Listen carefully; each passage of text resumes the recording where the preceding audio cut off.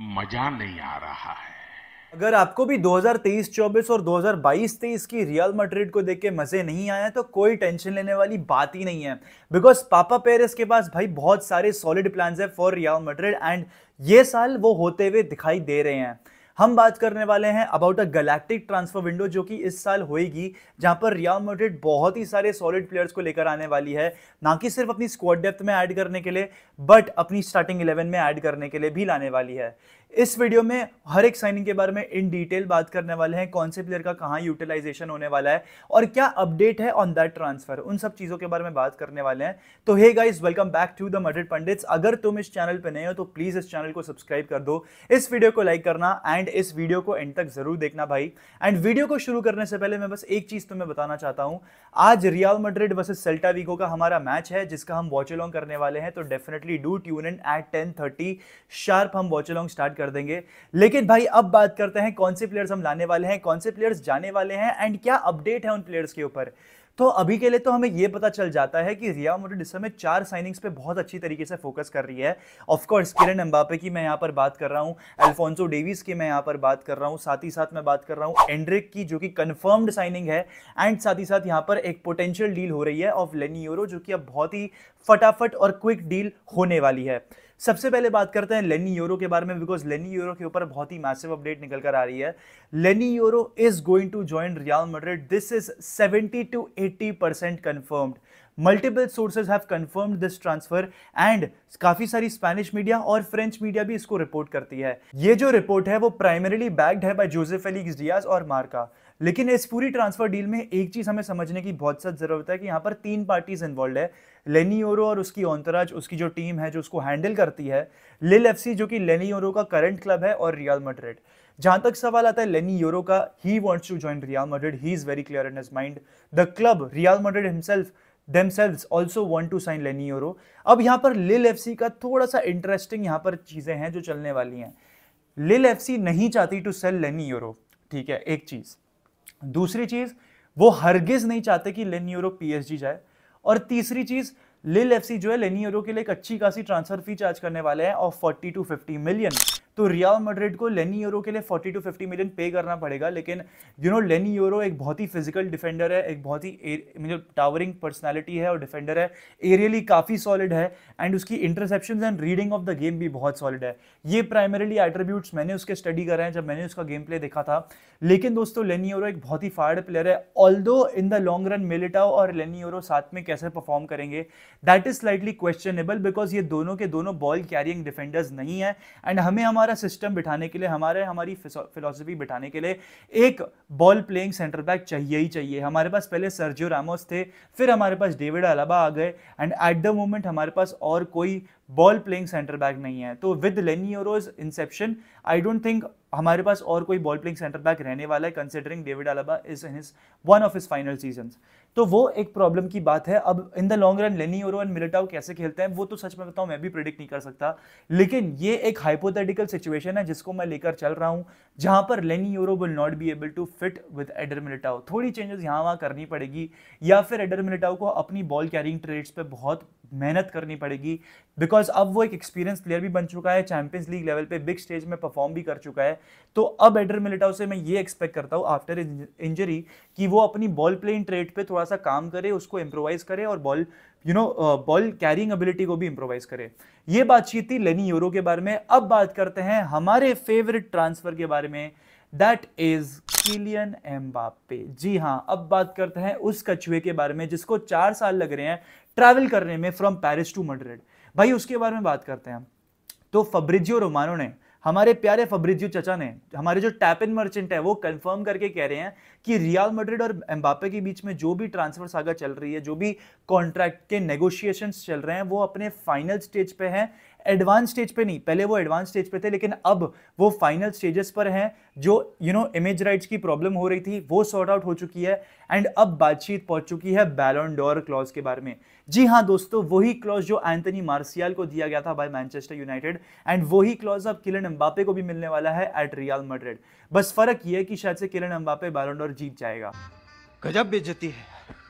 लेकिन भाई यहां पर बैलोन डोर क्लॉज जो क्लॉज होगा उसमें I think Madrid of course Mbappe को थोड़ी सी वेजेस इंप्रोवाइज करके देगी, थोड़े से बोनस फी देगी, वो सारी चीजें हैं जहां पर अब बात आ गई है। And finally the contract will be signed, it will be completed by the end of this month. By the end of this month, Mbappe would have signed the contract with Real Madrid and he will be announced as a Real Madrid player sooner or later. ये भी कहा जा रहा है कि Madrid Mbappe को announce करना चाहती है और प्रेजेंट करना चाहती है at the new Santiago बर्नाबाउ by the first week of June भाई। तो it is going to be absolutely crazy, but not just for us, even for our opposition and our opposition fans, because भाई आप team को देखो यार, Vinicius Junior, Rodrygo Goes, Jude Bellingham, Endrick, Mbappe, defence में Alphonso Davies, Leny Yoro, Militão, Courtois, लूनिन, भाई हमारी team stacked है। और अगर ये टीम चैंपियंस लीग नहीं जीत पाती है ना, बहुत ही घटिया तरीके से अंडर परफॉर्म कर जाएगी, विद द फैक्ट कि हमारे जो वेटरन प्लेयर्स हैं, Toni Kroos, Danny कार्वाहाल, Luka Modric, they still have got it भाई।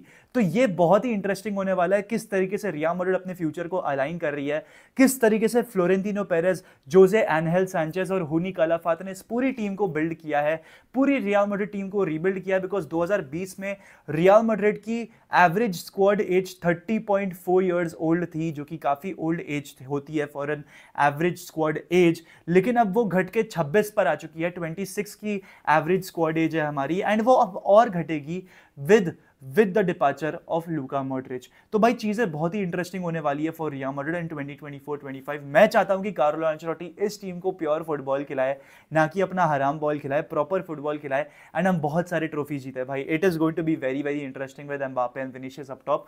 आई just can't wait, and not just them with them up top, it will also be very interesting with Alphonso Davies and Vinicius Junior भाई। Alphonso Davies और Vinicius किस तरीके से link करने वाले हैं, किस तरीके का गेम प्ले बना रहे हैं, मेरे दिमाग में वो चीजें ऑलरेडी चल रही है। लेकिन अब बात करते हैं अल्फोंसो डेविस के बारे में। तो अल्फोंसो डेविस के साथ हमने वर्बली तो पूरी तरीके से अग्रीमेंट पा लिया है, लेकिन अब बातचीत शुरू होने वाली है between Real Madrid and Bayern Munich. जी हां दोस्तों, मैड्रिड और बायर्न नेगोशिएट करने वाली है for the summer transfer of Alfonso Davies to Real Madrid, and बहुत ही खतरनाक डिफेंस हमारा बनते हुए मुझे दिखाई दे रहा है, बिकॉज हमने रीइंफोर्समेंट्स कर दी है। अब हमें राइट बैक पे रीइंफोर्स करने की जरूरत है, जहां पर अशरफ हकीमी की बातचीत शुरू हुई है, लेकिन उसके बारे में मैं अभी इतनी बातचीत नहीं करने वाला, बिकॉज वो अगले साल की प्लानिंग होगी। 2025 में अशरफ हकीमी को लाने की बातचीत हो रही है, लेकिन उसके ऊपर कोई कॉन्क्रीट खबर नहीं है, तो उसके बारे में मैं बातचीत नहीं करना चाहता। Coming back to Alphonso Davies भाई, अल्फोंसो डेविस का जो वर्बली अग्रीमेंट है वो रीच हो चुका है। बायर्न म्यूनिख अब बस कैसे भी करके 30 से 40 मिलियन में अग्री कर दे, ताकि अल्फोंसो डेविस भी ज्वाइन कर ले रियल मैड्रिड को। अब काफी सारे लोग हैं जो क्वेश्चन उठाते हैं साइनिंग के ऊपर कि भाई आपके पास फर्लैंड मेंडी है, आपके पास फ्रान गार्सिया है, आप उनके साथ काम क्यों नहीं चला सकते? टैक्टिकली काफी वर्सेटाइल प्लेयर्स है दोनों के दोनों, एक ऑफेंसिवली बहुत अच्छा है तो दूसरा डिफेंसिवली कॉम्प्लीमेंट करता है। तो भाई मेरा यहाँ पर सिर्फ एक आंसर रहेगा, दोनों के दोनों प्लेयर्स होंगे बहुत अच्छे, लेकिन वो रियल मैड्रिड लेवल के बिल्कुल भी नहीं है, स्पेशली फ्रान गार्सिया। तो इसलिए आपको अल्फोंसो डेविस को साइन करना पड़ेगा, जो कि बहुत स्किलफुल है, एक तरीके की अनप्रेडिक्टेबिलिटी लाता है, विनीसियस जूनियर के साथ बहुत अच्छी तरीके से कंबाइन करेगा। एंड एक चीज जो तुम लोग कह रहे हो कि यार अल्फोंसो डेविस का गेम इतना इंप्रूव नहीं हुआ है, you know in the long run, Bayern Munich में पिछले 2-3 साल से वो वैसा का वैसा ही है, तो भाई कार्लो एंचेलोटी है हमारे पास भाई, Carlo Ancelotti the man manager है हमारे पास, जो कि हर एक प्लेयर का बेस्ट निकाल कर लेकर आता है। आई विल नॉट बी सरप्राइज अगर एम्बापे के अंडर, सॉरी कार्लो एंचेलोटी के अंडर एम्बापे 50 से ज्यादा गोल मार ले अपने डेब्यू सीजन में। I will not be surprised at all, because Carlo Ancelotti knows how to get the best out of each and every player भाई। तो वो बहुत ही इंटरेस्टिंग वाली चीजें होने वाली है। एंड फाइनली भाई, finally we are settled for 2040 also, we have Endrick up top. जैसे ही एम्बापे का खत्म होगा सब कुछ, 10 साल चलेगा एम्बापे जितना भी चलेगा, तब एंड्रिक टेक ओवर कर लेगा अपनी 25-26 साल की एज की उम्र में भाई। Endrick will be there, Endrick पे मेरे को भरोसा है भाई, जिस तरीके की अपनी फिजिकल बॉडी डेवलप कर रहा है, जिस तरीके की मेंटालिटी लेके चलता है, एंड जिस तरीके से उसकी मॉमी उसकी टेक केयर कर रही है, कोई दो राय नहीं है कि एंड्रिक सक्सेस नहीं बनेगा एट द बर्नाबाउ। एंड्रिक को नंबर 9 मिलने वाला है, किलियन एम्बापे को नंबर 10 मिलने वाला है as per reports. Alfonso Davis को शायद से नंबर 12 दे दिया जाएगा और कामाविंगा को शायद से कोई दूसरा नंबर ऑफर किया जाएगा, या फिर यहाँ पर अल्फोंसो डेविस को फ्रान गार्सिया का नंबर 20 भी मिलता हुआ देख सकते हैं हम, या फिर वो नंबर 19 भी पहन सकता है, जो कि आई थिंक रियल मैड्रिड के पास अवेलेबल भी होगा।